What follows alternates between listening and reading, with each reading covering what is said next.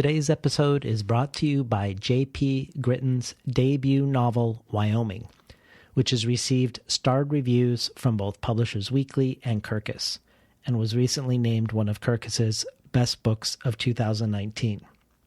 Something like a cross between Daniel Woodrell and Annie Proulx, Wyoming is about the stubborn grip of inertia and whether or not it is possible to live without accepting oneself. Says Alice McDermott of Wyoming, this is a compassionate novel for all its violence and despair, an authentic, pitch-perfect portrait of an America too often caricatured or ignored.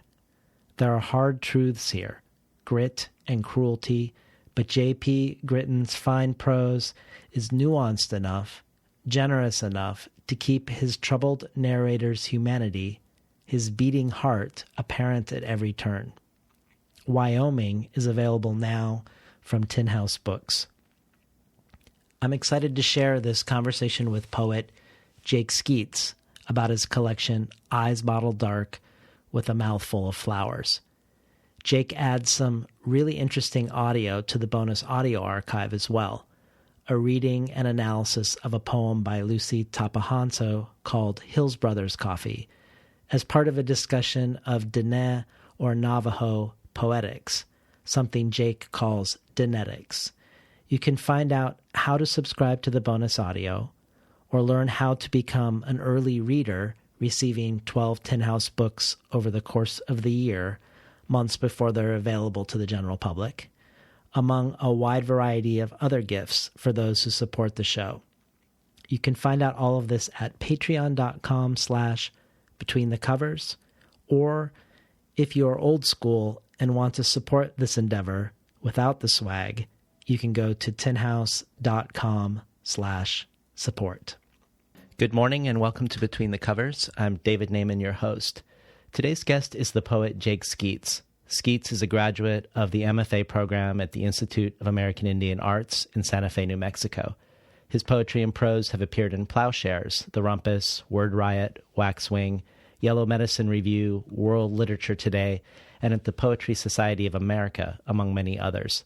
Skeets edits Cloudthroat, an online magazine for Native, First Nations, and Indigenous writing and art. He also organizes the poetry salon and reading series Pollen Tongue, is a member of the Diné Writers Collective, and teaches at Diné College in Arizona. Jake Skeets is here today on Between the Covers to talk about his debut collection of poetry published by Milkweed Editions, entitled Eyes Bottled Dark with a Mouthful of Flowers, and selected by Kathy Fagan as a winner of the 2018 National Poetry Series. Tommy Orange says, Jake Skeets writes, with such sparse yet full beauty, you sometimes don't know where the source of the power of these poems comes from. It is in the power of his language, in the craft, of course. It is in how the brutal experience of pain and loss can become a thing of beauty, which is where grace lives, which is where the best art comes from. There is so much bottle dark beauty here. Skeets is a new essential voice in poetry, in literature. D.A. Powell adds, Jake Skeets takes us to the quote-unquote Indian capital of the world, a landscape of erosion and erasure, where boys only hold boys like bottles, and eros is a dangerous thing. In the brush and horseweed, ghosts and trains and abandoned trailers, a young Diné attempts to answer all the question marks of adolescence and early adulthood, desire and death commingling around him. These are poems born of unspokenness, testing the limits of language, love, and silence. Lastly, Kathy Fagan says, on its surface, Eyes Bottled Dark with a Mouthful of Flowers is an examination of toxic masculinity through the lens of a queer indigenous Southwesterner, a book in which alcoholism, violence, and sex under cover of night are both ruefully and sensually described.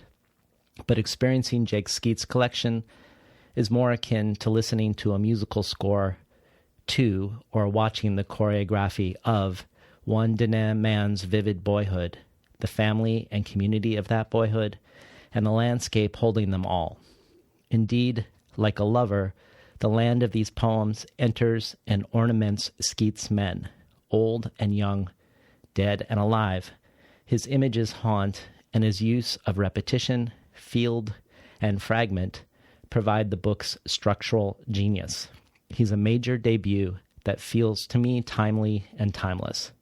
Welcome to Between the Covers, Jake Skeets. Thank you. Thank you for having me. So you had originally thought of working on two separate poetry collections, but then ultimately came to realize not only that they were connected, but that their themes, which seemed separate, were perhaps inseparable. Can you talk first about the two projects as you first conceived them, and then about how you came to realize that maybe for you these were one project? Yeah, definitely. I think when I first started my MFA program at IAIA, I was very obsessed with first books.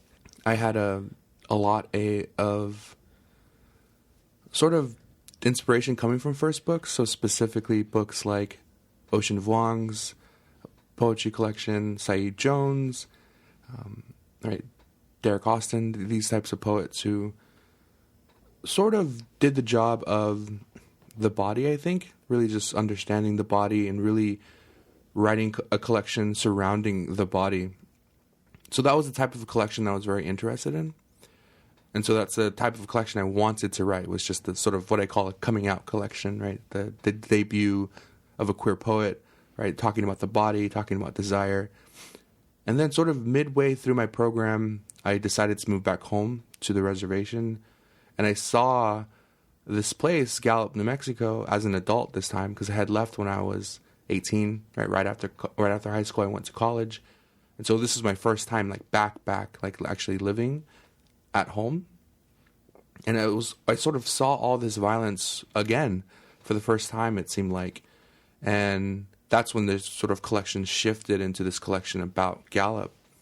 And so for the longest time, I was trying to juggle this idea of the body and this idea of landscape and Gallup. And so I thought I was writing these two collections. Maybe, I would have the body collection come out first, then maybe a collection about Gallup.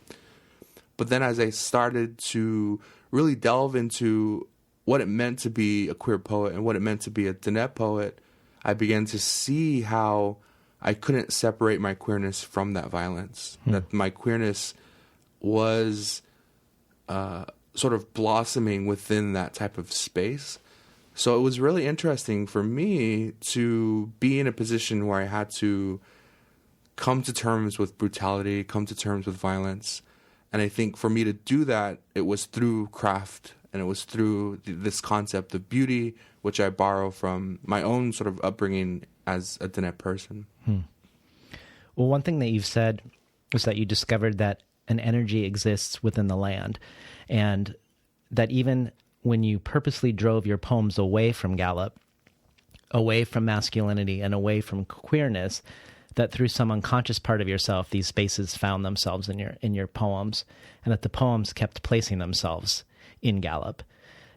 And much like Layli Long Soldier opens Whereas and Mitchell S. Jackson opens Survival Math, your collection opens by summoning the specificity of place. So I thought maybe we could start by grounding listeners in Gallup, New Mexico, for people who don't know it.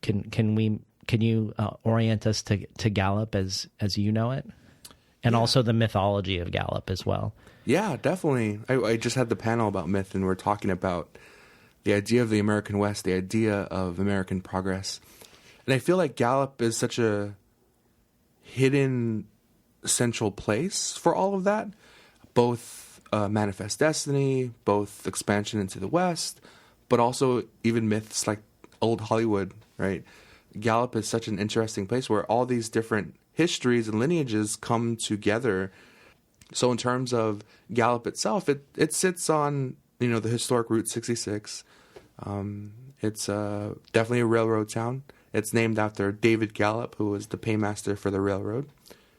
And it sits in a place that is adjacent to both, not both, but to several native nations. So for example, it's so close to the Navajo Nation. In fact, parts of Gallup are considered Navajo Nation because it's sort of a checkerboarded area is what they call after the Allotment Act. So you would have like one section be, reservation, then you would drive, 5 minutes to the east, and then you'd be in, the private land of Gallup, or that type of different ownership. And it also sits next to the Zuni Pueblo, which is about maybe 20 minutes south of Gallup, and then the Laguna Pueblo, which is maybe about an hour east. And then, of course, we have Hopi within Navajo. So it sort of sits within a place where it's so adjacent to all these different communities, which is why, of course, it's labeled the Indian capital of the world. And so generally what that means is, because it's a border town, it sits at the border, families from these communities will drive into Gallup to, purchase groceries, purchase supplies for their homes, which is what I did as a child. I didn't grow up specifically in Gallup. I didn't have a house there, but I grew up 10 minutes south of it. And so we would often drive to Gallup daily for, just daily tasks, and then sort of haul everything back home. So within that sort of structure, you had, the boom of liquor stores and bars within Gallup, which really gave rise to the alcoholism that sort of existed and exists still in Gallup. And so it has all these different type of histories attached to it. And in the book, I try to delve into all of them: the resource extraction, railroad, the alcoholism issue, and also old Hollywood, right? The idea of because there's a hotel in Gallup called the El Rancho Hotel, where all these celebrities have stayed. And so I have a poem called A List of Celebrities Who Stayed at the El Rancho Hotel, just to, have that old Hollywood element, just to have this weird engagement between someone who's a celebrity versus someone who is considered a drifter in Gallup. Yeah. Well, one of your poems also references an article by Nick Estes called Blood Money, Life and Death in Gallup, New Mexico, which describes some of the things you say. Also lets us know that Navajo make up almost half the population, that it's the poorest county in New Mexico. And like you mentioned, the liquor industry has a stranglehold over the city, and the FBI calls it the most dangerous city in New Mexico, where violent, unnatural deaths for Native people are an everyday occurrence. And he also points out in that article that Native people are the most likely population to be killed by police officers nationwide, and that New Mexico ranks number 1 in deaths by police of any state in the United States. And Gallup has 2 nicknames, I guess, one being Indian capital of the world and the other one being Drunk Town. And I was hoping maybe we could hear that poem, Drunk Town, that is near the beginning of your collection. Drunk Town.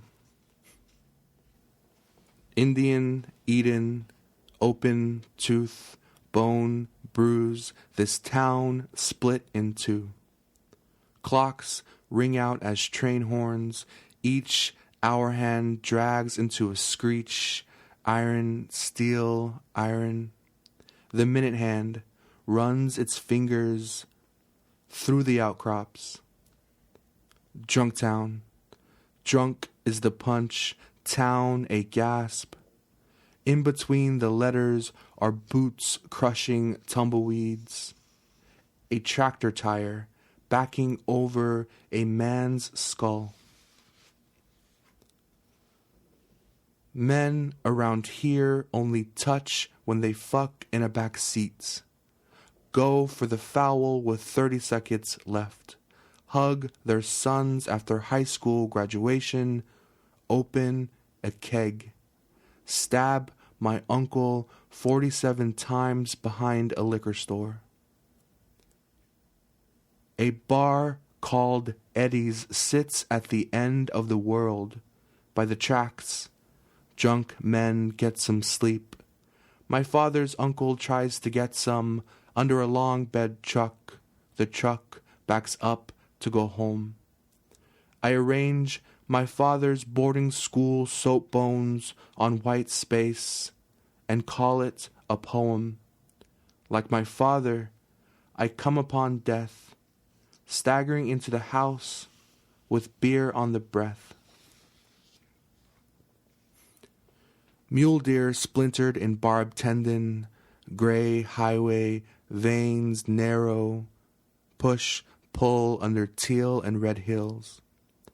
A man is drunk staggering into northbound lanes, dollar bills for his index and ring fingers, sands glitter with broken bottles, greens, deep blues, clears, and golds.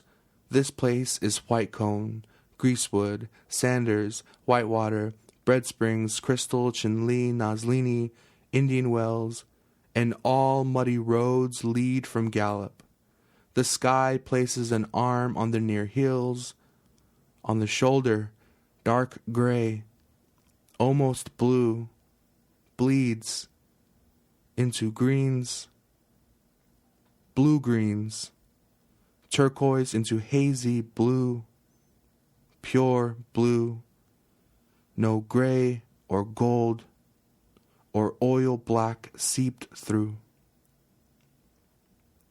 If I stare long enough, I see my uncle in a mirror. The bottle caps we use for eyes. An owl has a skeleton of 3 letters. O twists into L. The burrowing owl burrows under dead cactus. Feathers fall on horseweed and skullbone blown open. Been listening to Jake Skeets read from his collection, Eyes Bottle Dark with a Mouthful of Flowers. Perhaps similar to the way you've brought 2 collections into one, or the way that Gallup has 2 ways it is described, you've described this collection as an attempt also to not polarize beauty and brutality, to ask the question of what it would mean if we considered them simultaneously or even discover one within inside of the other. And you have a series of poems that punctuate the collection or perhaps serve as connective tissue in the collection called In the Fields. And they're very different formally. One is 7 words, one is a prose block, one is scattered letters, and one is formed in couplets. But they all share the same name, and I wonder if they also share a common function as we travel through the poetry and spend time in each of these fields. So I was hoping maybe you could talk to us how you envision and employ the In the Fields poems. The field itself is such a huge place for me as a poet. And so when I first began the Fields poems, I was sort of struck by the way people sort of approach the American West or just the Southwest in general. I feel like the desert has always been a place of this like cosmic or mythological reflection for people, right? You think of like the Doors, right? This idea of like the psychedelic desert or the electric desert, or you go out to the desert and you find yourself, right? And then there's also the notion that the desert is somehow foreshadowing a bit, right? You sort of look out into the fields and you see this dark rain cloud, right? And then that's automatically considered foreshadowing of something darker that's coming or something that's looming in the distance, right? And so for me, I was very interested in that, and I wanted to speak back to it or speak against it in some way.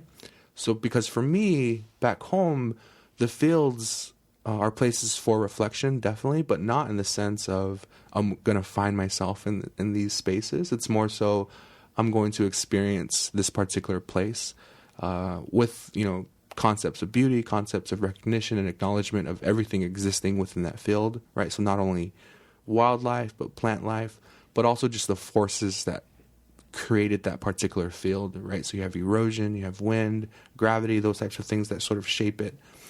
And so for me, the Fields poems became literal fields for the reader to sort of step back and reflect, or step out of the collection a little bit and just find themselves again, and also recognize the energies that exist within them.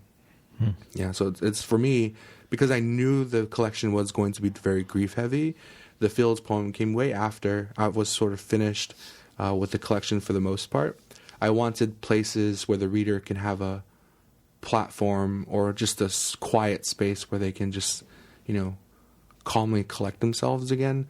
But of course, those fields, right, are also the same places where men went to sort of learn their bodies or learn desire, much like me, but also they became a place where men would also lose their lives. And of course, the In the Fields, that phrase came from the Nick Estes collection. I'm not sure if you read it, but he also lists all these people who were found dead in the fields. He sort of goes through the list, and that's where the listing sort of came across in the collection as well. Could we hear the In the Fields on page 76? And then also, I was thinking maybe after that we could hear After Party. In the Fields, with lines from D.A. Powell. We unyoke owl pellets from marrow in desert meadow. His mouth a pigeon eye, a torch, a womb-turned flower.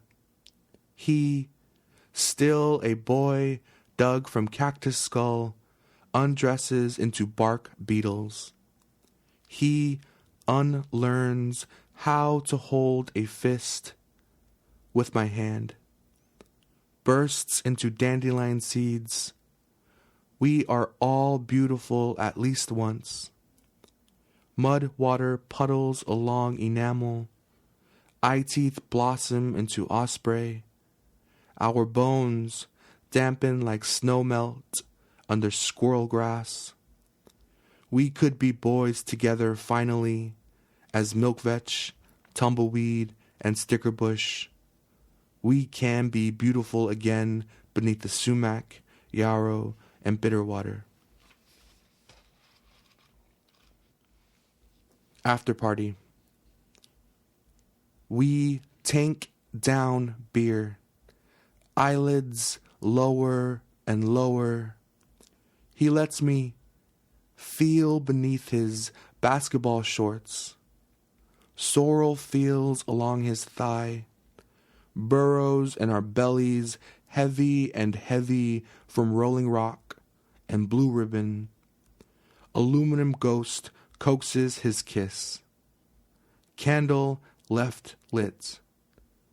He mouths the neck and lip of another bottle. Rifle cold.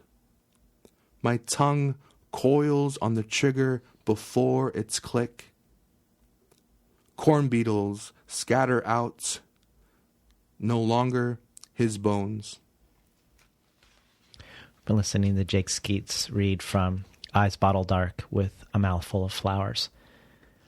So I read somewhere that the word Navajo, possibly given to the Diné people by the Anasazi, originally meant the field people.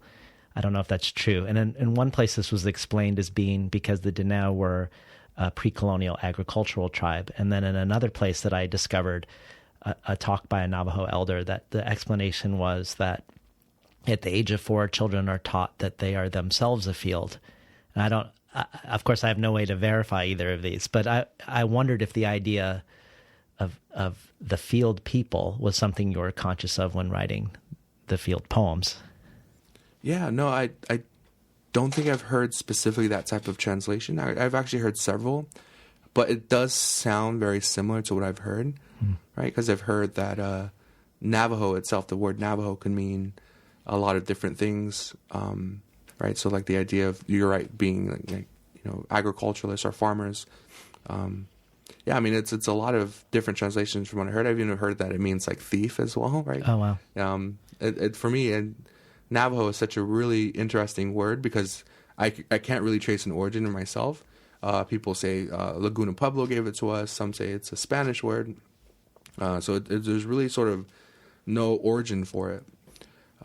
But you're right, in terms of our ancestral name, right, Diné, that is literally translated to the people, which is very similar to a lot of different tribes across the country. And so I think the way we approach the field, the idea or the concept of the field, is through the recognition of its energy. Back home, there's a specific sort of thought process or life way that Diné follow.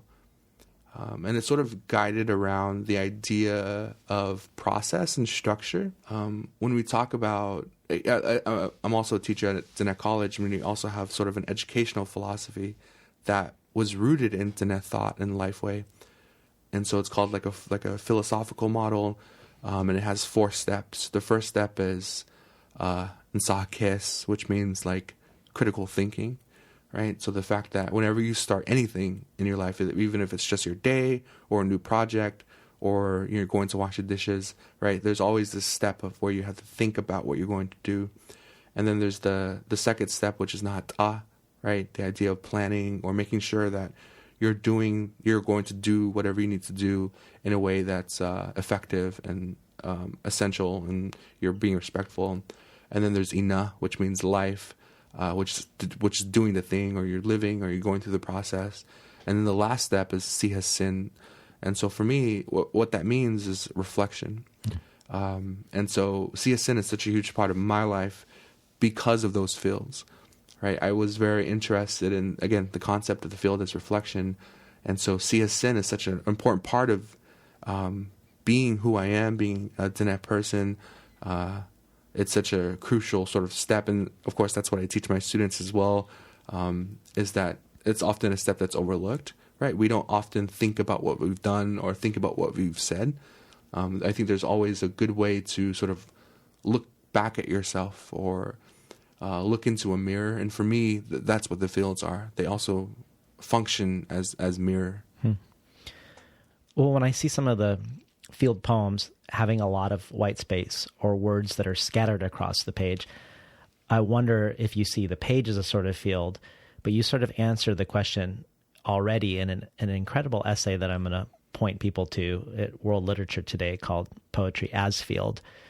And I was hoping you to unpack the opening lines for us, which are, "There is a field. We don't question its meaning or try to find narrative or accessibility. There is simply a field." When I approach poetry as an instructor, as a teacher, I always try to mention that we read poetry not the way we read prose, like fiction or nonfiction. And so what I call it instead is more experiencing poetry. And I have this sort of thought process or thought exercise where I have the sort of either my students or if I'm leading a workshop, have them close their eyes and think about that they're hiking, that they're outside, that they're sort of hiking up this big hill, and I'm asking them to populate what they see, right? If there's like a really big forest, or if it's just scattered, but they're going up this hill, and then they come across this field, and I ask them to populate that field with things that they would, that would make sense in that field. And so I've had, students who've, populated with rivers, a stream, a creek, wildlife, of course, gardens or flower beds or, grasses of different kinds. And then I asked them to open their eyes and I asked them what they were thinking or what they were feeling. And it's normally, the ideas of being calm or being at peace, right? And then I ask the question, did you ever wonder what the meaning of the field is? Like, were you trying to access why it's there? Were you trying to access its structure? Were you trying to access a possible message of the field? And the answer is normally no, right? Because you're not there to dissect the field, right? You're not there to extract anything from the field. You're there you're simply there, and you're simply seeing this field, and you're experiencing yourself in seeing that field, which I think is the best way to approach poetry. First, of course, as a poet and as also a reader, as a student, it's best just to approach a poem the same way you would approach a field, just experiencing it, taking everything in. And then, of course, if you're a literature student or anything like that, if you're a poet and you want to understand craft or you want to understand meaning or message, then you can go back. But for me, the best way to honor language is just first listening to it. Well, there was a tweet in the last couple of days by Natalie Center-Zapico about where she was quoting someone else about Walt Whitman and the use of free verse in relationship to the imperial enterprise of America that he, outside of his poems, supported. And you retweeted with a comment that I thought was interesting, where you say that you teach your students that there isn't anything really that's free verse. and you relate the absence of a true free verse to this notion of our needing to contend with a field. Could you unpack that a little bit for us? I loved it, but I also would love to hear what you'd have to say.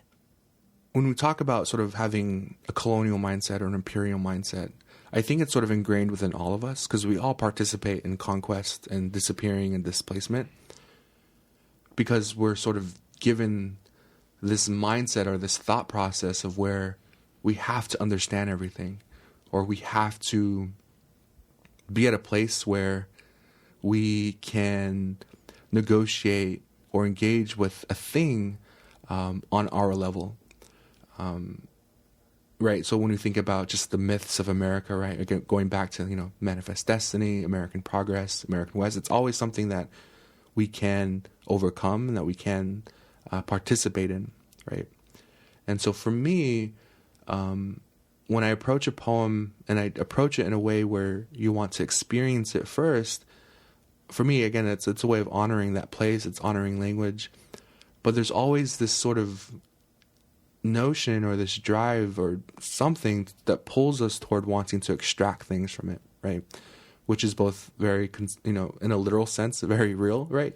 When we think about, in order for us to have these things in our daily life, these conveniences, it's relied on extraction from those fields, whether it be coal, gases, right? Those types of things. So from my eyes, it's sort of American progress is always driven by native populations or indigenous populations, right? Whether it be native tribes themselves and the resources they have on their lands, but also, right, when we think about labor, right, the way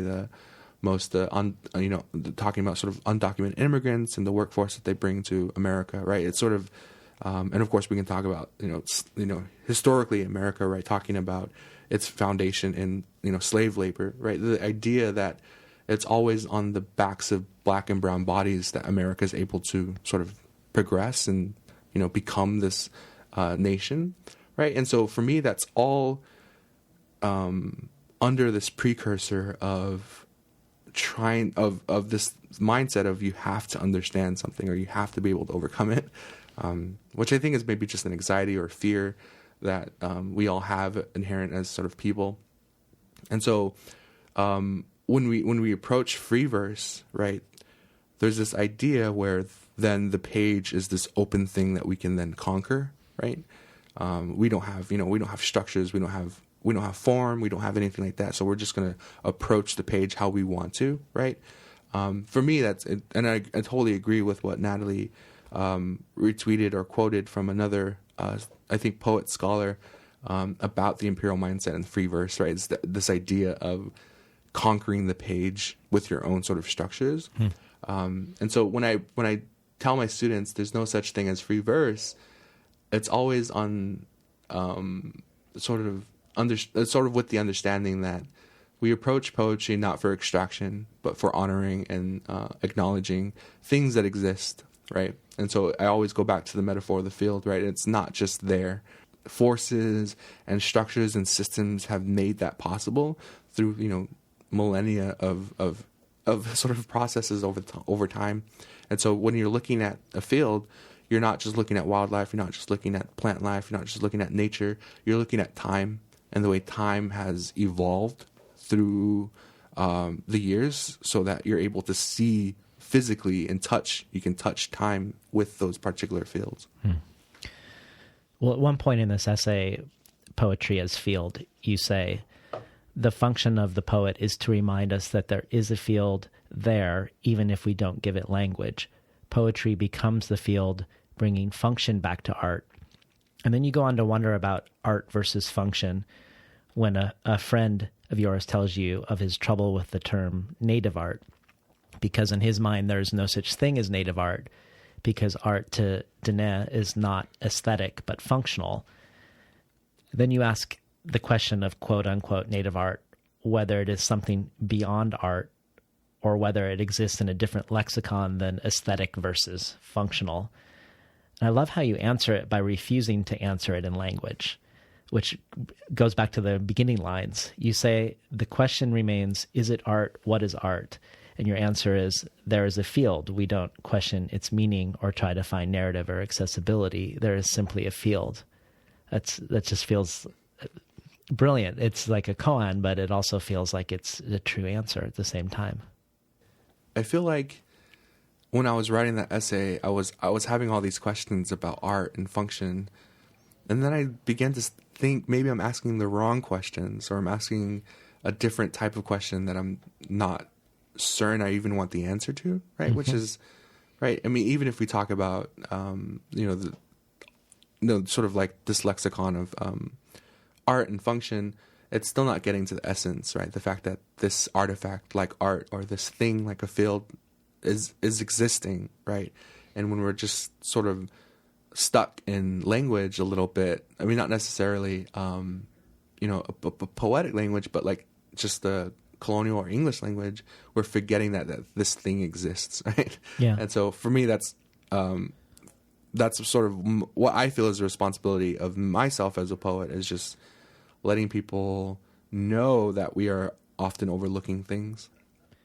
Well, it reminded me a little of a talk I went to this last summer of Natalie Diaz, where she talked about how outside the reservation, she has to navigate being a much sought after poet. But then when she goes home, people aren't very impressed with her being a poet. They want to know what action it creates, what impact it has. And she's now taking those questions seriously, looking to put her poetry in motion in a way in response to those questions. So I don't know if she's looking for necessarily to answer the aesthetic versus functional, but she's definitely taking both sides of that conundrum seriously. All Native poets probably wrestle with that idea of how then is poetry activism, right? Which is sort of the basis of this essay, right? It was the theme of World Literature Day's issue was literary activism and what that meant. And so for me, when I approach the idea of action, right, I think poetry is, in my opinion, right, it's because it's entirely my opinion, I think poetry is most in sort of, is very similar to this notion of, decolonization and things like that, right? Because we're dealing with a language that's colonial, that's imperial, that displaces and disappears people. But we're trying to find depth for it, and we're trying to give it a capacity for beauty, give it a capacity for reflection. And for me, that's a very active sort of thing that you're doing with language. You're wrestling, you're molding it, and you're trying to give it back to your people.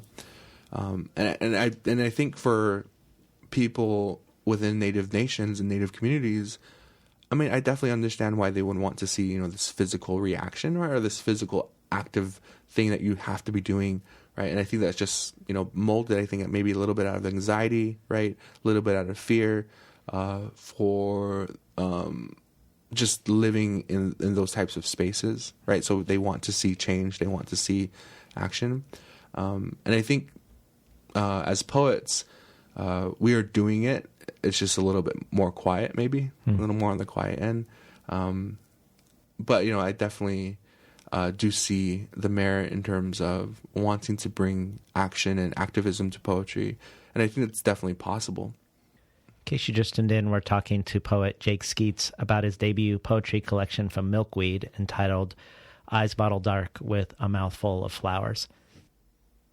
If one of your collections was to be about violence and Gallup and another your coming out collection, I wanted to ask you about love and desire in relationship to the land. And I'm going to quote something you once said.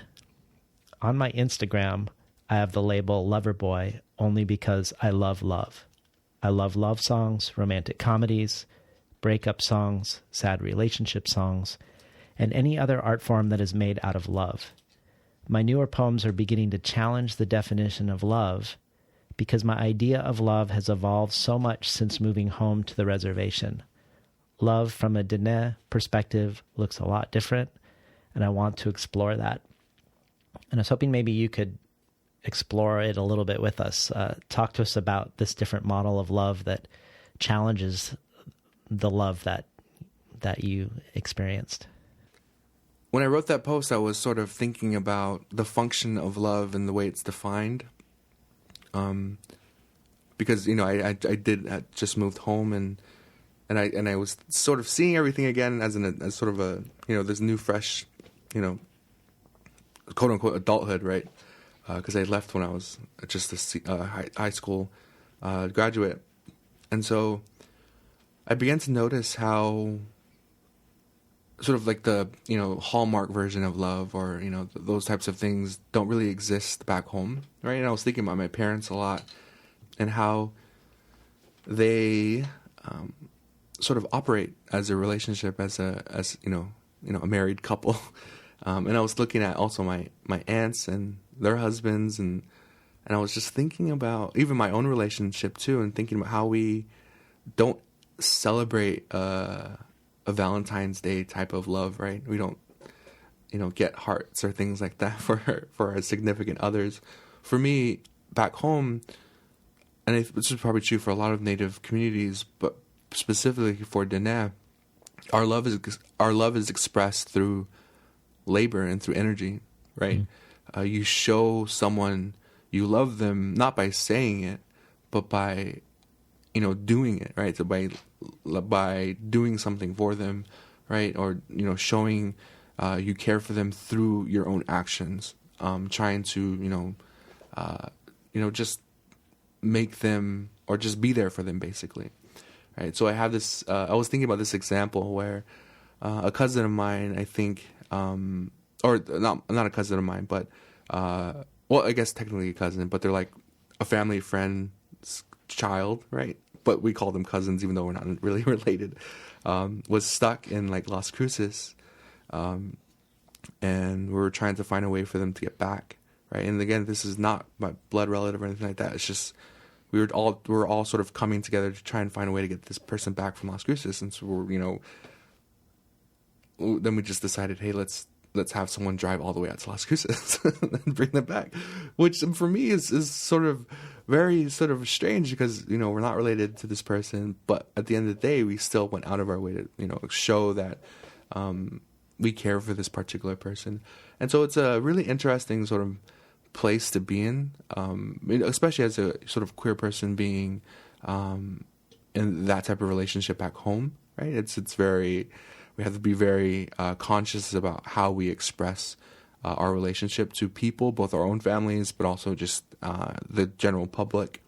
And it's just, for me, I think I'm very interested in the idea of love and the idea of joy now, especially after such a grief-heavy collection.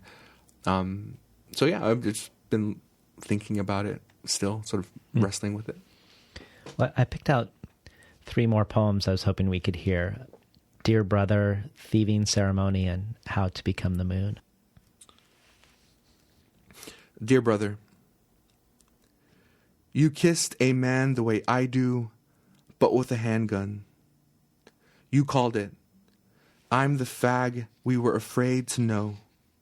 The one we throw rocks at, huff at like horses. I learned to touch a man by touching myself. I learned to be a man by loving one. Prison is not the chicken wire we'd get tangled in. Remember our bloodied knees and bloody palms from mangled handlebars, beer bottles, and cactus spines. Remember the horned toad we didn't mean to kill. Our silence, thick as the dust kicked up by our skinny legs. You are still that silence, still that boy holding a deflated body with your dawning hands. Thieving Ceremony. You've come for me twice before, body swollen with booze, fires for eyes.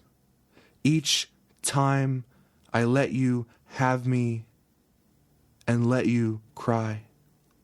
Let me heal you. It is your hands that touch me.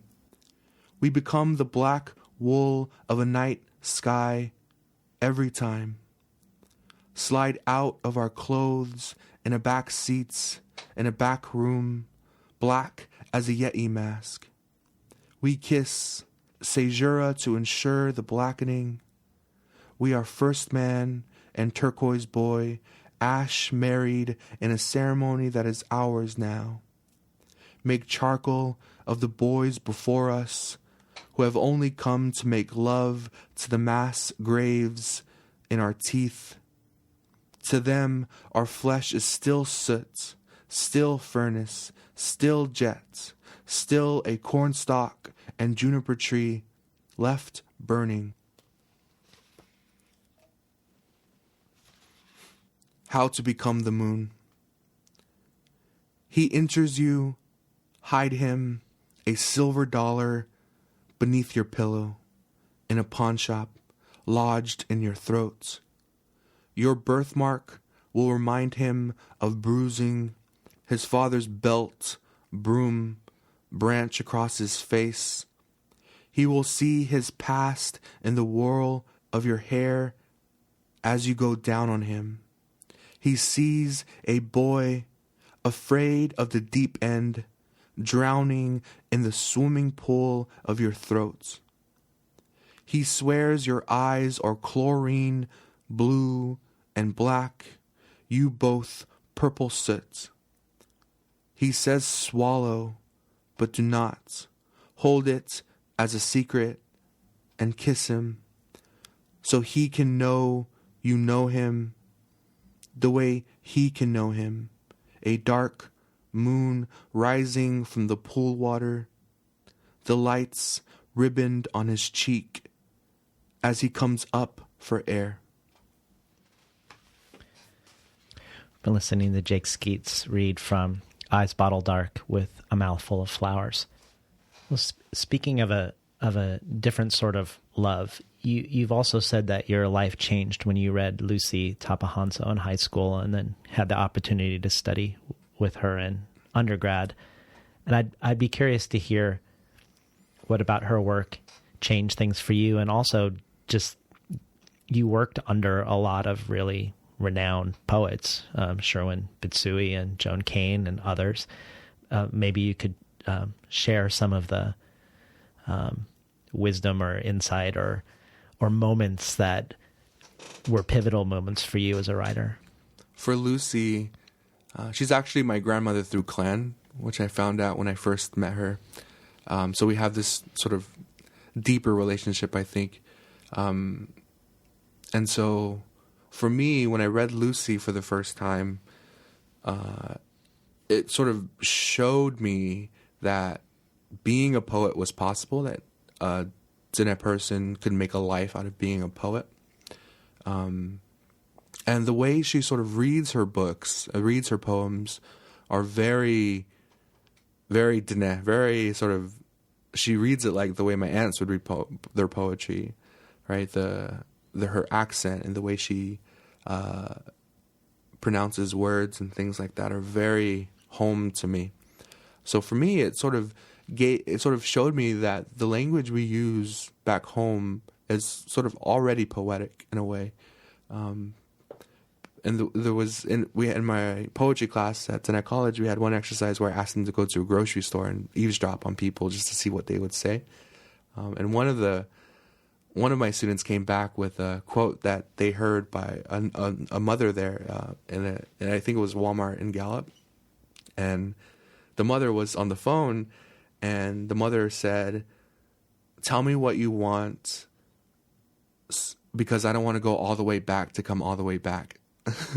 And just that phrase, "I don't want to go all the way back to come all the way back," right, is so interesting and so poetic in my mind, because it's using language, it's using sounds, it's using everything in a way that's so poet. And so I think Lucy has that ability to where she understands that the stories she heard as a child were poems, and she was able to capture that and translate that onto the page. And so in terms of Lucy, I think it's this idea of translating what we hear in our homes and by our parents, by our aunts, by our grandparents, right? This oral tradition of storytelling. And Lucy showed me a way to translate that onto the page, right? And so it's, in terms of like Sherwin, and he's also a very big mentor for me. I met him in undergrad, back, I think it was 2013, 14, around there. Very long time I've been talking with Sherwin. And I think Sherwin was the sort of big, sort of figure for me in terms of image and really pushing image, and making sure I earn language, right? I would always have to make sure that I earn all the metaphors or similes that I use, right? Especially if I use the word like, or as he would literally stop me in my tracks and say, "Why are you using like?" Justify it, and then maybe we can use it. If you can't justify it, then maybe you should get rid of it and push the image a little bit further. And you've mentioned also that Sherwin wanted you to have the physical manuscript on your body, and he would surprise you and check to see whether the manuscript was on you. Talk to us about that. What was that about? Because he also practices this with his own work. Yeah, it was just his advice to me. Well, maybe not advice, maybe an assignment, because I was technically under his mentorship. Yeah, and it was just for his justification, it was a way to become one with the book, to internalize the book so that you can really understand its forces and really understand its energies. And so that when it comes to ordering the collection, you're able to approach it both as a poet, but also just as a person, right? That you've become so part of this that you now know its nuances and you know its turns and you know its breaks, and the ordering will become a bit more organic that way. So that was one thing that he wanted me to sort of do with this particular manuscript, was become part of it. And I think also just in terms of craft, in terms of being a poet, I think also making sure that you're working on it, right? If you're like, it's always waiting, on you. Yeah, it's always on you. So if you're waiting for a bus, or you're wait in a restaurant waiting for food, or it's something that you're doing that you have time, you can pull it out and start working on it. Yeah. Well, I want to read something else, something you said in an interview online at Shade Literary Arts. You don't ask a Native person to define community, especially from the Navajo Nation. I could go on for hours telling you about the physical and cultural communities of my parents, grandparents, great-grandparents, and clan relations. Then I could talk about the colonial influence of Western versus Eastern Navajo, New Mexico Navajo versus Arizona Navajo, border town Navajo, checkerboard Navajo. Then I would also have to find a footing within the LGBTQIA plus community, which rattles me so much because I feel I still don't belong there. Then maybe discuss schools of poetics or poetic communities that have informed my work, like language poets, or more recently, deep image. I would find room for Diné poetics and Diné poets like Sherwin Bitsui and Lucy Tapahanso, both related to me by clan, which would go back to the physical and cultural communities. Then I would have to imagine my current communities on and off the reservation, maybe even talk about how the people on the bus with me is a community, or how my MFA poetry cohort is a community. So as simply as possible, I would define community as a place where you understand your place, practice goodwill, and contribute in some capacity. I love that. I love that conception of community. And I guess I was interested now that we've talked about some of your mentors at IAI, if we could hear about some of the other poetic communities too. You mentioned language, poetry, and deep image. And what are those to you? And who among those communities are people that influence your writing? Yeah, definitely. I think in terms of school poetics, schools of poets and schools of poetry, yeah, definitely. I mean, language poets, I first came across in my postmodernism class as an undergrad. Yeah, it was just a way of looking at language differently. Deep image as well was a recommendation by Santee Frazier during my IAIA, and through deep image I found the Black Mountain poets, so Charles Olson, Robert Creeley, Levertov, Jack Spicer, sort of these poets who, and I think were very, very close to understanding a Diné way of thinking as non-Diné, right? They're very close to understanding how we think and how we approach the world, which is why I rely on them a lot to teach Diné thought and Diné poetics, because I don't want to, be breaching,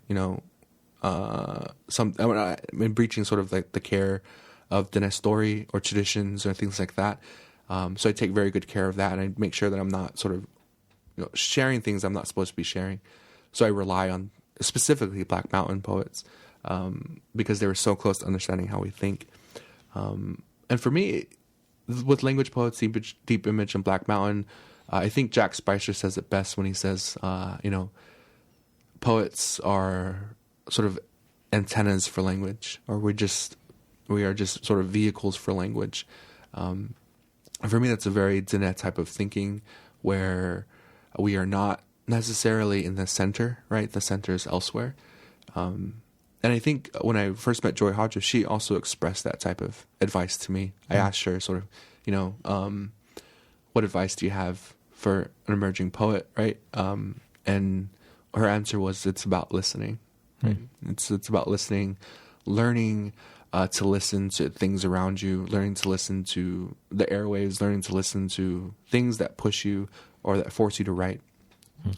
It's an interesting sort of relationship to have with language when you're constantly listening to it, because you sort of begin to hear all the turns and breaks and things like that. And you also begin to negotiate, right? It's some of its more harmful things, right? Because right now we are living in a country that's sort of molded by a language rooted in violence, right? Even just, the way the president tweets, right? It's using language in a way that's taking freedoms away, displacing and disappearing people. So I think as poets, we should always be at the forefront of listening to language and learning it again. Yeah. Well, that reminds me of a story you've told of a conversation between Lucy Tapahanzo and her father, where her father says to her that the words of the Diné language are hers to use, but that the words of English should be used with extreme caution. And I wondered if it sounds like that rings true for you, but I'd love to hear more about how you think poetry is a key to maybe finding a different dimension in English than the one that you're hearing when you listen to it, like when you hear Trump tweet. In terms of poetry, because because for poets we sort of pay very close attention to what we write, right? It's, for me, the best way to honor language and relearn the capacity for language, because, we spend so much time on the surface and its depth and its meaning. So in terms of poetry, that's really a gateway into understanding or relearning language all over again. And you're right. And so in terms of really just thinking about taking care of what you say, right? Really thinking about what you say. And I think now that we live in, the Twitterverse, right? We sort of forget things. I mean, I don't necessarily forget. Maybe we just take for granted a little bit the language we have. English is such an interesting young language, right? It's sort of moving away from its original intent, right? Because English is like a trader's language, right? It was created so that a lot of different communities could talk to each other. So it has a really interesting sort of intent, and it has a really interesting history, right? When you think about the alphabet, we think about the origins of letters and things like that. It goes back to all these different communities, right? We have roots in all these different languages other than English. But for some reason, it's sort of rooted now in conquest, rooted now in disappearing and displacement. And I think poetry is the best way to go against that, right? Because you're trying to bring this concept of beauty back to English. And so in terms of English itself, the way I use language is I borrow the depth of Navajo or the depth of Diné, because it's sort of, language structures are so interesting, very poetic, but I'm not a fluent speaker at all, so I really can't use any specific words or phrases or things like that. So I understand its depth, so I try to bring that depth into English a little bit. Well, when talking about what to say and what not to say from a Diné perspective. As part of the Diné Writers Collective, you've been participating in an ongoing debate within the Native community about what should or shouldn't be portrayed in Native literature. And it focused on one particular book, but I sort of wanted to ask some of the questions in a more general sense. Because you've said that you've revised most of the collection, particularly some early poems, to appropriately reflect the stories, energies, and images of Diné culture in a way that you made sure you weren't exploiting the images. And I guess I wanted to hear a little bit about that process for you, what the considerations are for you as a Diné poet in terms of what should and shouldn't be represented, and then maybe a little bit of a peek into the revision process for you when you encounter your own work again and decide you want to change it in order to better reflect that respect. For the early poems, it was very early, like very undergrad for me. And it was when I began to sort of realize that the responsibility of the poet, right, specifically the Native poet, is definitely respecting these traditions. I had to sort of relearn poetry at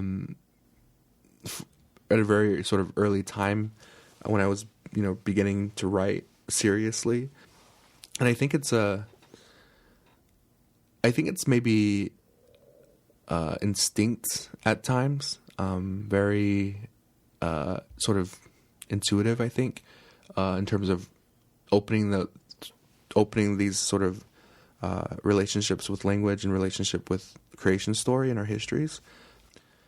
And so when I was revising, I definitely had to go through and take some stuff out that I felt was pushing it a little bit. Because I think when you're a young poet, right, and you're starting out, you want to, break boundaries, right? You want to push a little bit, which is just a natural thing, I think. But then I had to sort of, again, relearn and reteach myself that, yes, it's important to break boundaries, but it's also more important to respect some boundaries, right? Specifically with the way Diné understand themselves and understand the world through our creation stories. And so it was an easy process actually to go through and find things because, I was sometimes very blatant in trying to push the boundaries. So I was easily just, cutting things out, rewording things. And sometimes it was as simple as just changing a name, right? So for example, like the poem Buffalo Grass, right? Its original title was Turquoise Boy. Turquoise Boy is a deity from our creation stories. And I do use, the name, right? But that's in one of the poems I just read. But for me, having it as a title was sort of framing it that it was more like a persona poem, right? Maybe from the perspective of Turquoise Boy, which is not what I was trying to do. So then I came to the terms of just, changing the title. But sometimes it's as simple as that, right? Yeah. Because we always have to think about our readerships and what they're going to think. And so if it's titled Turquoise Boy, they're going to think, oh, this is a poem about Turquoise Boy or from the perspective of Turquoise Boy. So, I definitely have to be very conscious about the reader as well. And was the process similar? Because you had a similar concern about portraying the stories of people impacted by violence in Gallup, that you didn't want it to come across as exploitation or as what you call poverty porn. How did you go about assessing that? Is that gathering trusted readers, or was it similarly using your instinct and figuring out ways to address apprehensions there? I think it's definitely very instinct still, but also having conversations with people, both my family and mentors, just the idea of what it means to use stories in your poems. And so, again, I think that's just one of the benefits of poetry is that we're able to bring beauty back to things that are very violent or very traumatic, right? And so for me, the way I began to negotiate the fact that I was using these stories to bring beauty back to them, not to necessarily use them for exploitation reasons or exploitive reasons, right? Or extraction, right? It was more so these stories exist, right? How can I change the narrative a little bit? How can I give them language that's more about beauty and not about trauma. And I think that's just a process of going through trauma, right? Of learning how to frame it in a way where it's not entirely traumatic or not entirely grief. We find the ways where beauty still exists, right? I think there's a really interesting balance that happens within Diné thought and life way of understanding beauty, understanding balance, and understanding those things means also understanding hardship. Could you talk to us about the writing of the poem Naked? How and why it's in relationship to the poem Tokenish by James Thomas Stevens, and also the way you put Diné language and English into interaction? Yeah, definitely. So James Thomas Stevens has that poem Tokenish, where the poem is also has the phrases, man naked, right? The idea of translating words into man naked. And so I asked a lot of different people about how you would translate a naked man, right? And they said there's several variations, but the common sort of phrase is you're saying that they're red, that you sort of describe them that they're color red, which I thought was very interesting, right? Because it goes back to the notion, right, of the red man or red power, right?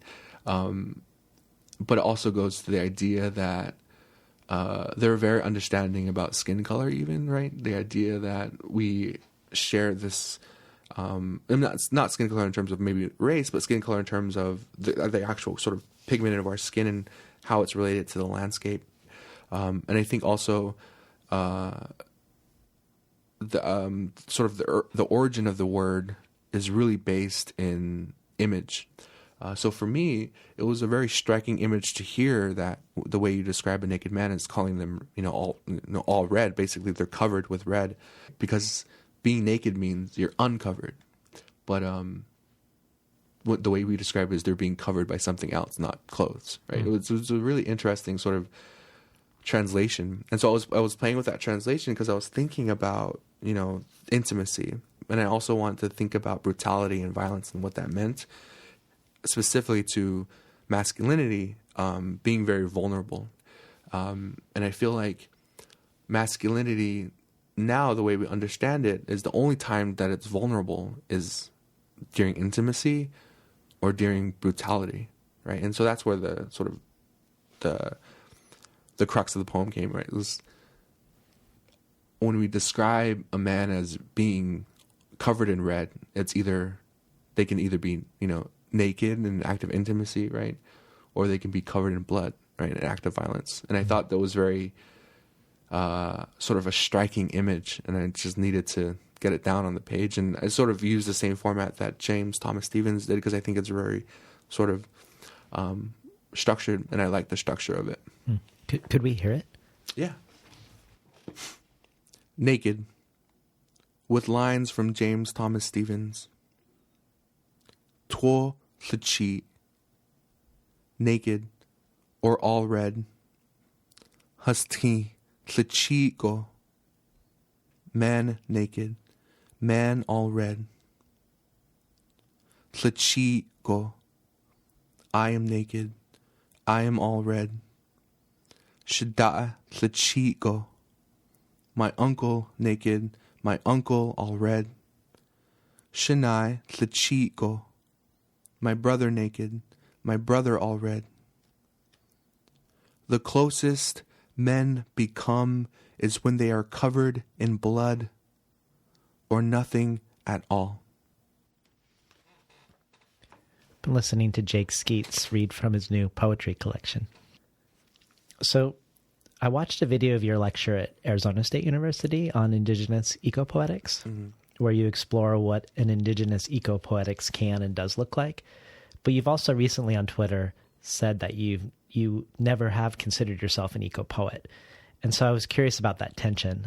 Your thoughts on ecopoetics, your thoughts on indigenous ecopoetics, and then obviously your thoughts on the term ecopoetics.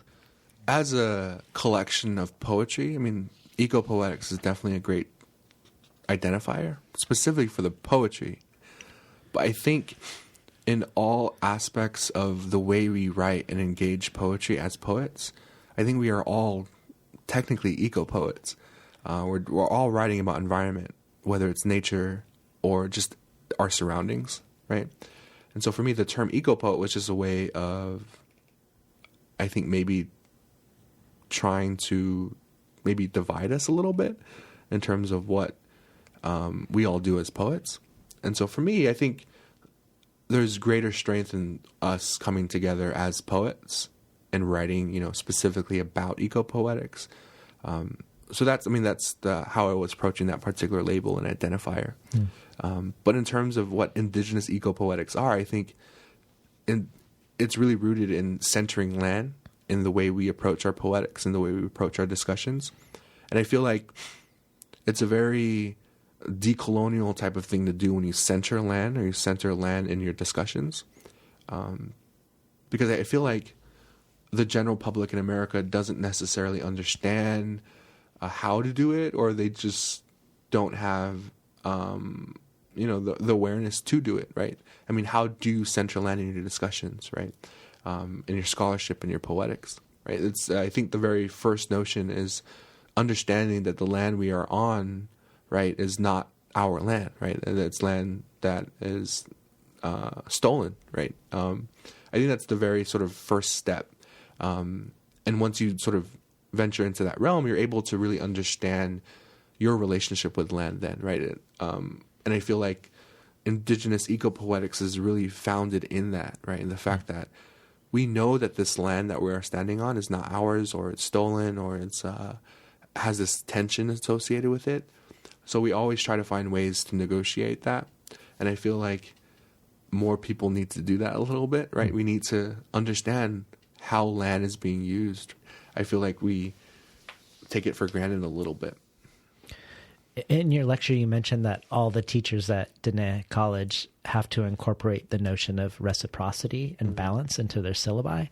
And I was curious about that for you. How have your syllabi been shaped by this expectation of the college, which I think comes back to perhaps an indigenous eco-poetics, this idea of reciprocity also? Yeah, definitely. And I think it's really rooted in our educational philosophy that I mentioned earlier, right? The thinking, planning, living, and reflection. We have to incorporate that particular model. And it's really, again, it goes all the way back to the fourth step, which is see as sin, right? And just the word itself, see as sin, is like this calming sort of notion, or this way that you're giving back to what you've completed. And so it's I think in terms of reciprocity, that really happens in the see as sin sort of step or phase, if you want to call it that, of ensuring that what you've completed or what you're going to be doing next is really going toward the benefit of either your family or your community. Back home, there's this sort of phrase that I heard all the time, right, is, going back to that song, Go My Son, right? It's like, go my son, get an education, right? And it's like, go my son, get an education, and then come back and help your Indian nation, right? And that's a thing I've always heard growing up, was that song. And just the common sort of phrase I hear from our politicians back home, our tribal government, our scholarship, office, right, is the idea is that you go off res, you get your education, and you come back, and you use the education to help further your people, which is what I wanted to do, which is why I'm back home, because I wanted to be back home to try and help as much as I could.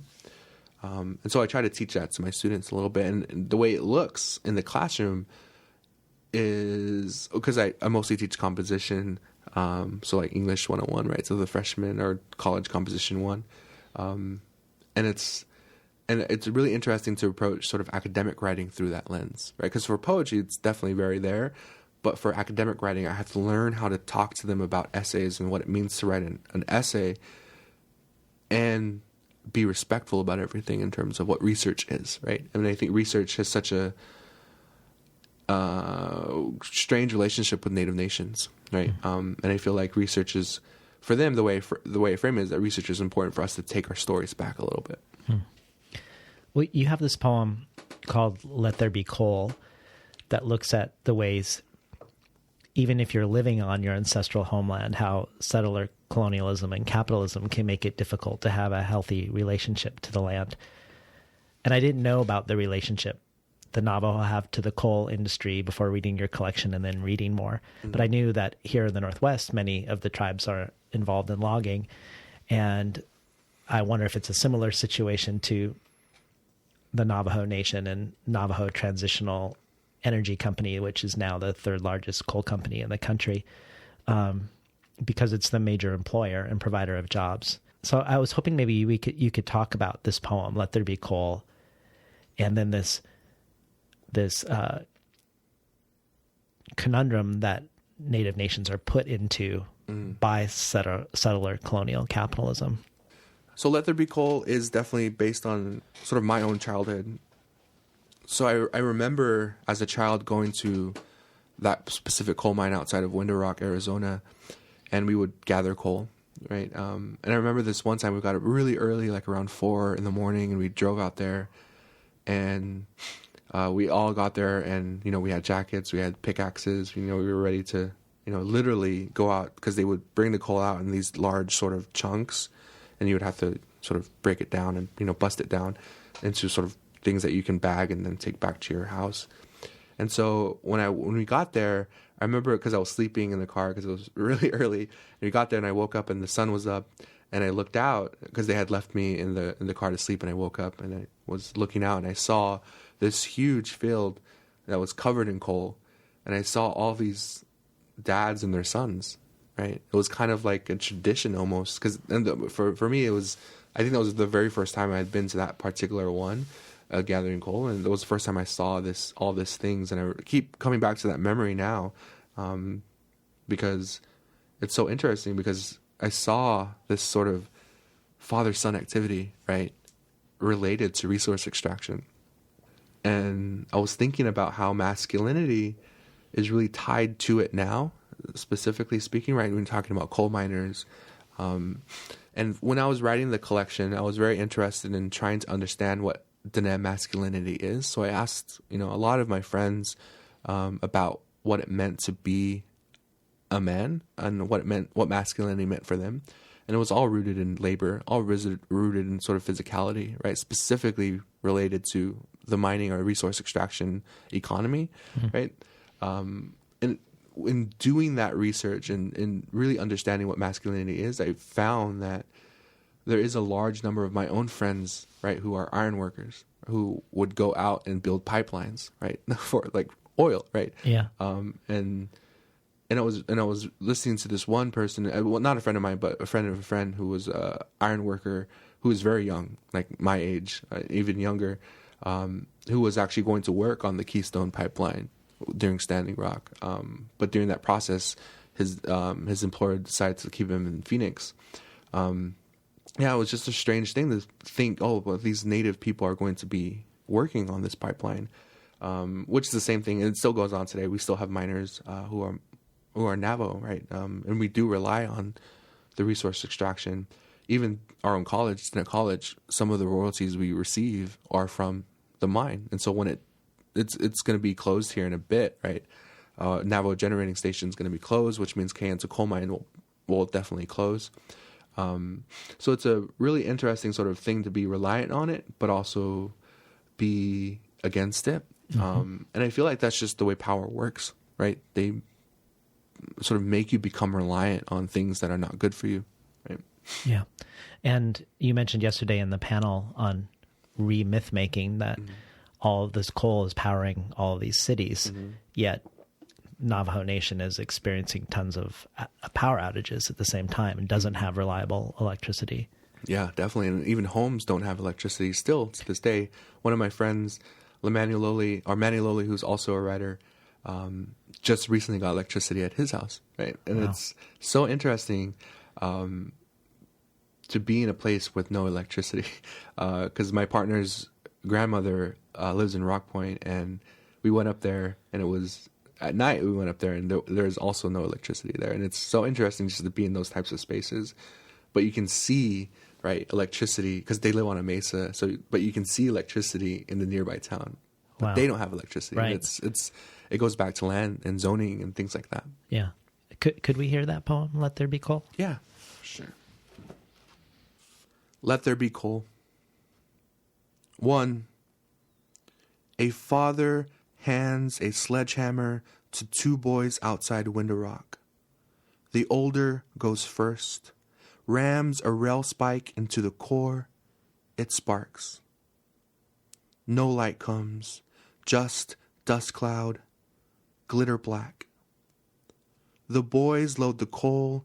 Inside them, a generator station opens its eye. A father sips coal slurry from a styrofoam cup, careful not to burn. 2. Train tracks and mines split gallop in 2. Men spit coal, tracks rise like a spine when Drunktown kneels to the east. 3. Spider-Woman cries her stories coiled in warp and wool, the rug now hung in a San Francisco or Swedish hotel. We bring in the coal that dyes our hands black, not like ash, but like the thing that makes a black sheep black. 4.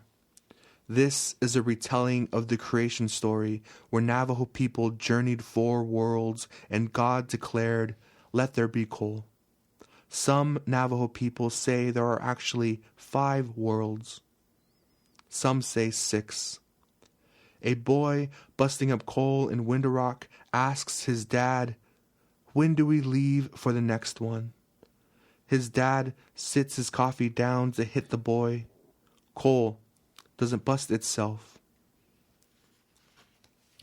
Been listening to Jake Skeets read from his poetry collection, Eyes Bottle Dark with a Mouthful of Flowers. I wanted to explore a little bit more how you create space for the land and for the non-human to enter your poetry, which partially feels like it's happening through experimentation and play as you revise your poems. But I'm going to read a couple of things you said as just a starting off point. Mm-hmm.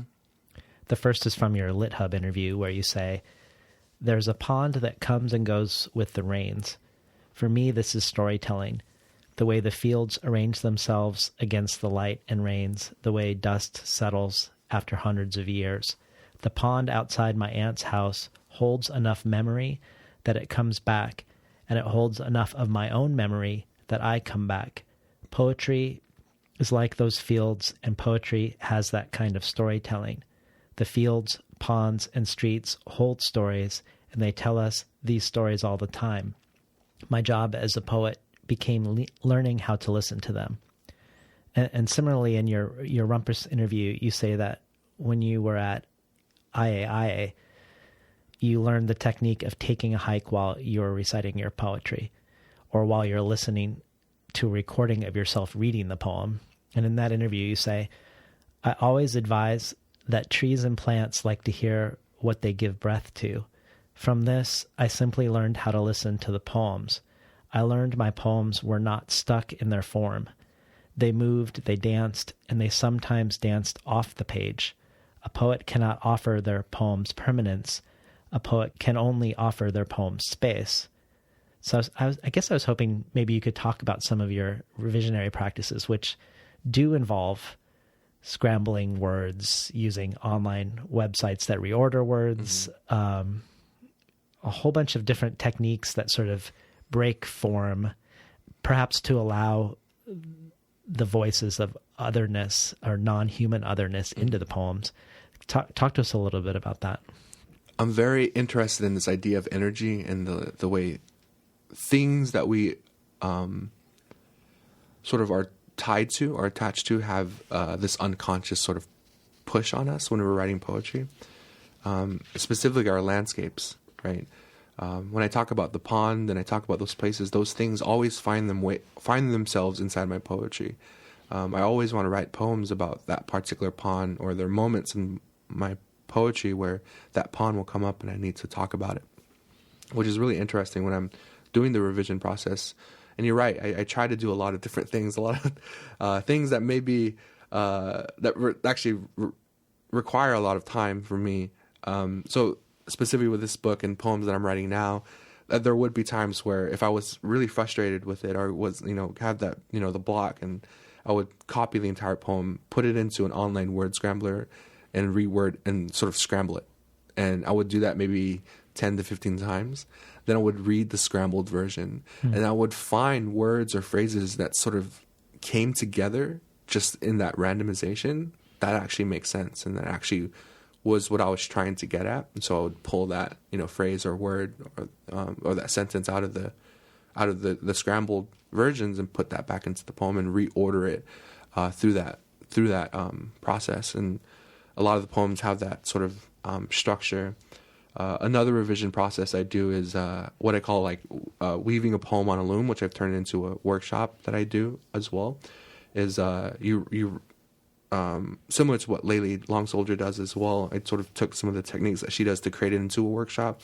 But when I was first doing it for the book, I would take the lines themselves, not necessarily the words, but just the lines, and I would put them on scraps of paper, and I would just just shuffle them as much as I could. I would take some out just randomly, and then I would reorder the poem on the table. But I would start from the bottom line first and go up, similar to how weaves are woven back home. And so you always start at the bottom and you go up. And I would definitely see that during that process that things would fall into place themselves, which is really exciting for me as a poet, because I was able to see this idea of energy being acted out. And when I do the workshop now, I can see, and the students see, that the places that they are so attached to find themselves, even though we try to manipulate everything, we try to pull away from it, we push against it. And it's a really interesting process, and I definitely advise all poets to try it. I wonder if it's also a decentering of the human, also, because it takes us out from our ego or our will to be the one that's creating the shape entirely. Yeah, definitely. I feel like it removes us from the center. Yeah, because we're not. Our ego is not there, right? It's just language, and all we're doing is we're giving it the space, right? We're giving it the page, and that's it. Well, when you say that the loom for a Diné rug is a construct of the land and the person's energy, and that is an invisible architecture from which you can see where the weaver began or where the weaver grew tired, and that the poem is like this. Both the loom, the invisible architecture, and the rug. And you had this really great conversation in the Rumpus about your interest in chiasmus and chiastic poetic structures, and you relate that again to weaving. Can you talk about chiasmus in your poems? The way chiasmus works is, right, the idea of wanting to be parallel but not, right? So it's like the parallel lines. So like in a couplet, for instance, right, you have a parallel line, and then there wants to be sort of similarity between them, right? You want to read them as a pair, right? But chiasmus is playing with that, right? You're introverting things. So for example, in like the poem "The Body of Bottle," what I do there is all chiasmus. Each couplet is a chiastic structure for me, where the beginning image and the end image of each line are supposed to be sort of like opposite. Let's see if I can find it here. So for example, cracked hawkweed, right, and flower are supposed to be like a chiastic structure. Nectar and saccharum, pelvis, frazzled, right, playing on sound. Dark petal, limp, calcified, right. Lazy eye, weed, bottle, body, muddy gin, water, right, swollen water, matter, lips, sand, blood, hair, river, root, inlet, right? That's the idea of trying to find like these chiastic structures throughout. So I was very interested in playing with the idea of the couplet and playing with the idea of readers wanting similarity between certain images, right? The idea of barely mourning, and also in buffalo grass, right? Barely mourning, roaches scatter. Right? I was very interested in how things sort of fit together when you invert them a little bit and make them opposites or polarize them a little bit. Because for me, that's the way Diné language works when you translate it into English, it's very chiastic in that way. It's that when you take a Diné sentence and you translate it into English, it's automatically opposite of what the person said, not in terms of meaning, but in terms of structure. Yeah. Right. So I use the example of Lucy Tapahanso, right? In Hills Brothers Coffee, she says, "The store is where I'm going." In Diné, that makes sense when you say it in Navajo language, but in English, it's backward, right? So it's chiastic. It's an opposite of what was originally said. You've also compared chiastic structure to Diné thought in the sense that it creates a circular motion within a poem, that the line doesn't begin or end, but rather it begins in the middle of things. And you've compared that to being in a dream, in a sense, that maybe it's troubling linear time. Is that ringing true? Yeah, definitely. Yeah. I feel like we play with time, right? It's a really great gift, I think, as a poet, to be able to disrupt linearity or linear time, really disrupting point A to point B. We are able to physically manipulate time with the way we approach our poems. Well, I want to end our discussion with an important piece of the book we haven't yet discussed. It's your uncle and the photograph of your uncle that is the cover of the book. The photograph was taken by a very famous photographer named Richard Avedon, who was most famous for his fashion and celebrity photography. He photographed the Beatles, Andy Warhol, Toni Morrison, Marilyn Monroe, Dwight D. Eisenhower, Buster Keaton, and did a project of photography and text with James Baldwin, and later documented the Vietnam War and the fall of the Berlin Wall. But the work he was most proud of was a project called In the American West, where he photographs miners and housewives and farmers. And in the case of your uncle, he photographs him and titles the photograph Drifter. And this project wasn't without controversies. There were critics who felt like it was falsifying the West through an exploitative form of voyeurism, but it remains one of the things that Avedon's most known for. So I was hoping you could talk to us about your relationship with your uncle, your relationship with the photograph of your uncle, and why this gets not only woven into the book, but also becomes sort of the outward-facing image of the book, a very striking image that we encounter before we open it. So my uncle was murdered in Gallup in 1980, and I was born in 1981. So I obviously didn't know him personally, but I first saw the image when I was a child, and I wrote an essay about the first moment I saw, because I definitely remember the first moment I saw it. And had a very, childlike perspective, right? I was wondering if he was famous, right? Because I of course, I never met him. I never heard my mom talk about him at all. And it wasn't until I saw the image that she's sort of explained to us who her brother was. And it was just a really interesting moment for me. And it's something I kept going back to sort of in very small moments throughout my childhood and teenage years.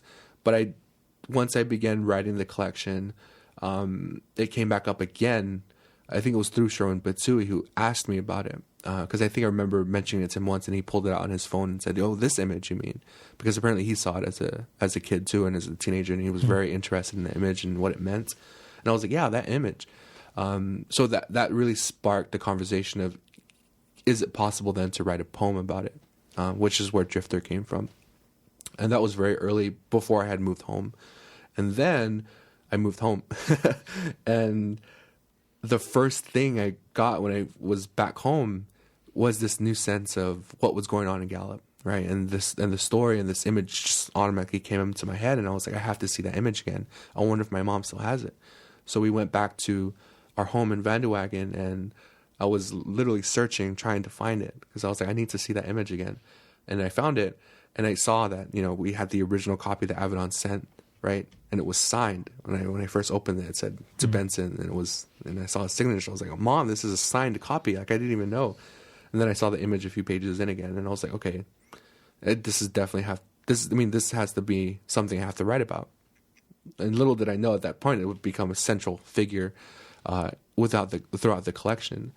And so for me, even though I didn't personally know my uncle, I have uncles, right, who play that particular role. And back home on Diné, your uncles actually play an important part of your becoming a man or your manhood, right? When we have our puberty ceremonies, it's your uncles, not your father. It's your uncles who sort of line up and they tell you, what it's like to be a man, right? Or what masculinity looks like.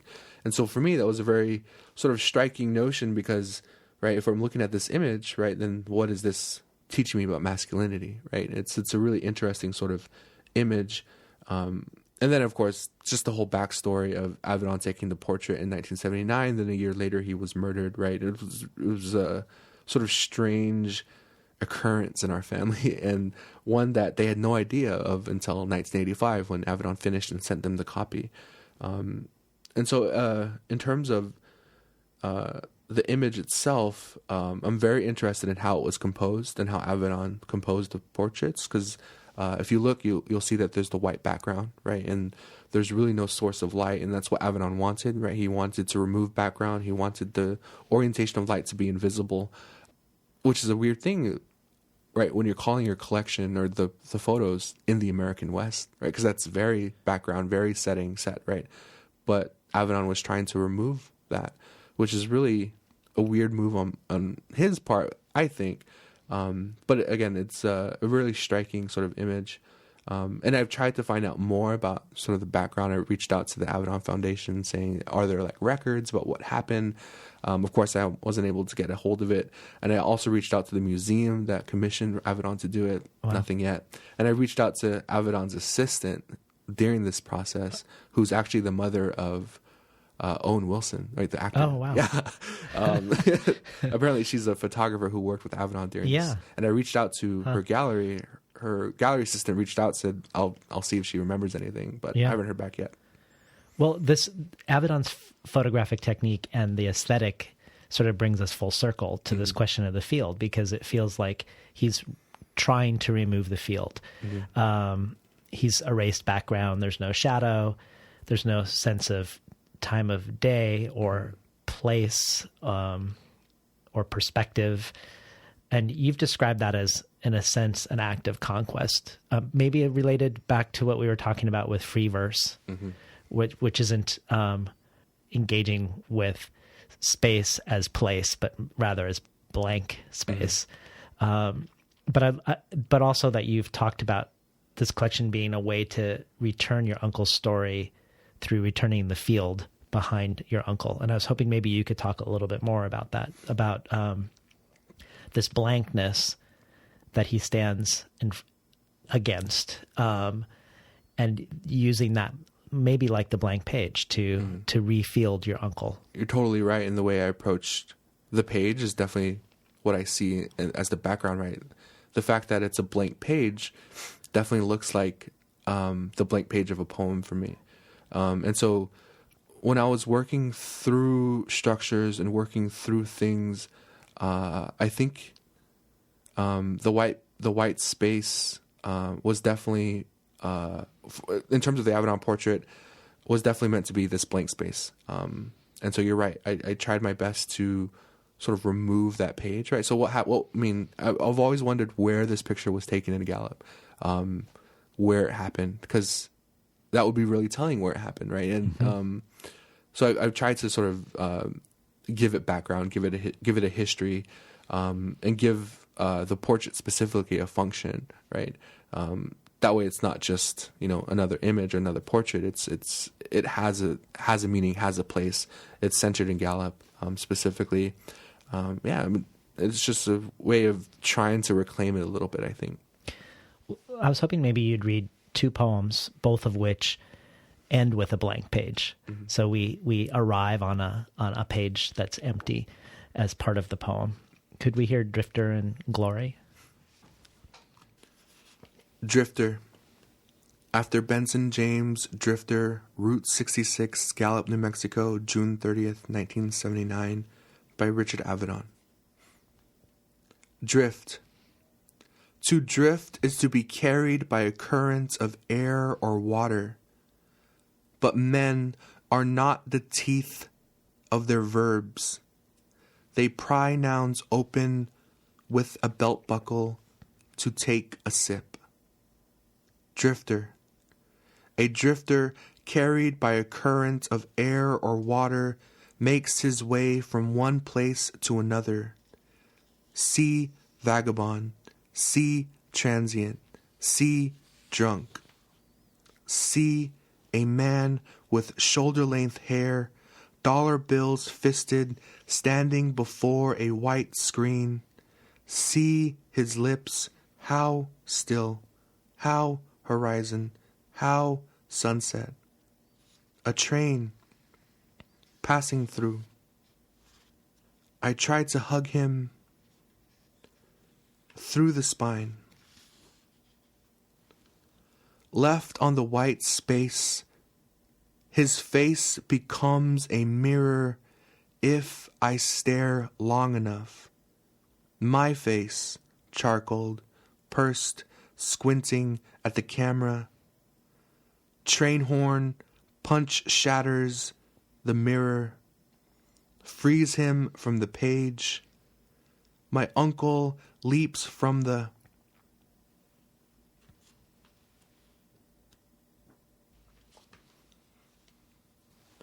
glory.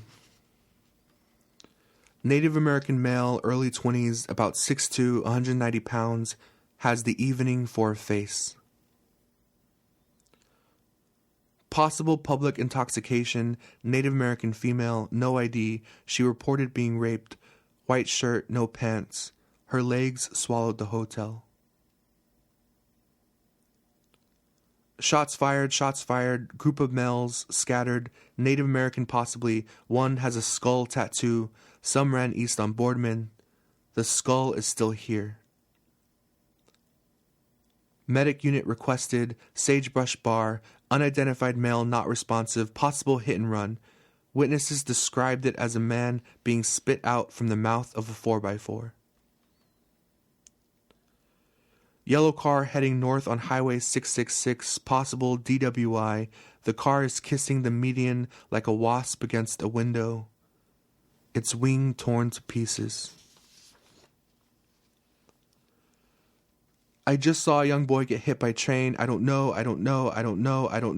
He ran onto the tracks, then the train hit him. It hit him. He's still moving. He's young, maybe 20. We're on the west side by Walmart. Should I help him? He's moving. The train hit him. There's blood all over him. The train ate through him like a river eats through the arroyo. The train, it sounds like a river. Like a river, goddammit, a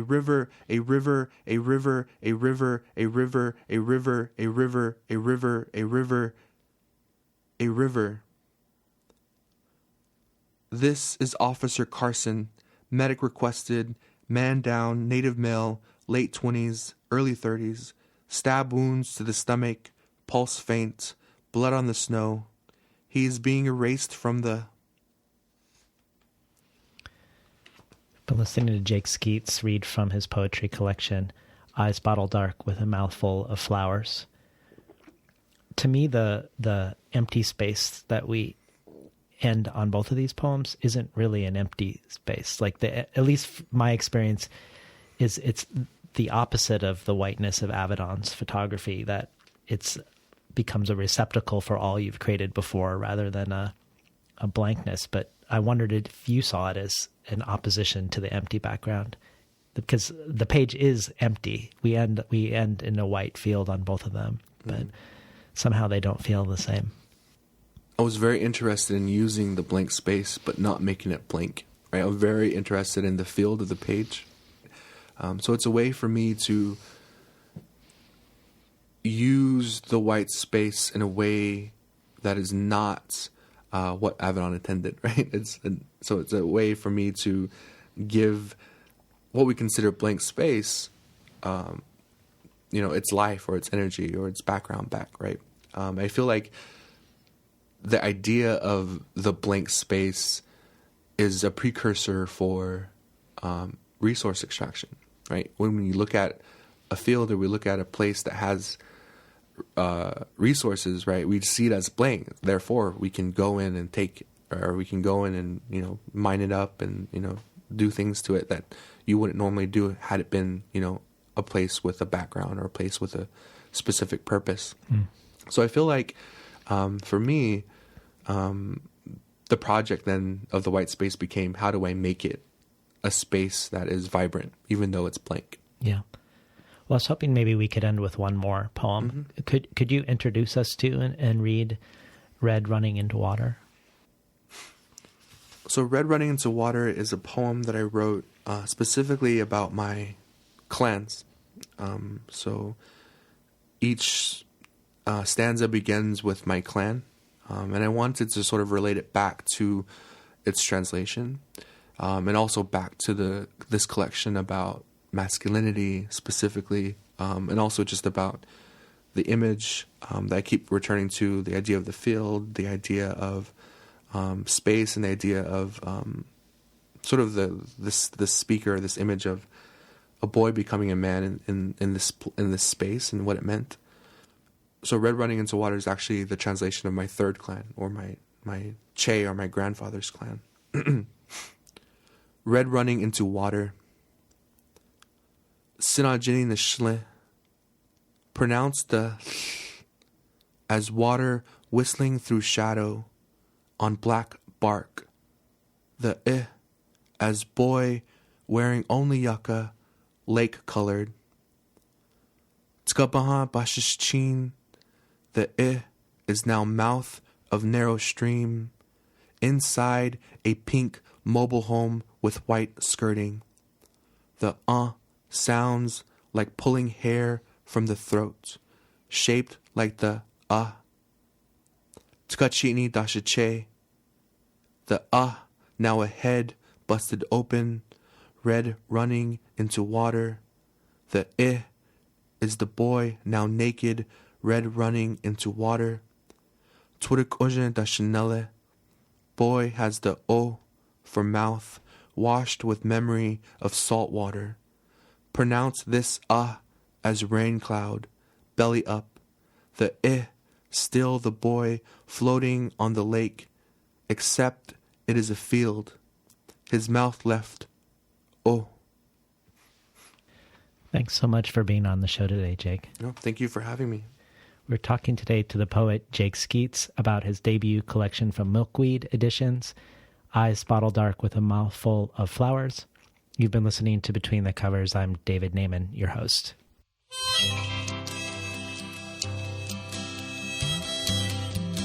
Today's program was recorded at the studios of KBOO, volunteer-powered, non-commercial, listener-sponsored, full-strength community radio from Portland, Oregon, found at kboo.fm. For the bonus archive, Jake Skeets reads Lucy Tapahanzo's poem Hills Brothers Coffee and discusses it in light of Diné poetics. This joins supplemental material by Richard Powers, Ted Chang, Layli Long Soldier, Carmen Maria Machado, Boris Gander, John Keane, Diane Williams, Christina Rivera Garza, and others.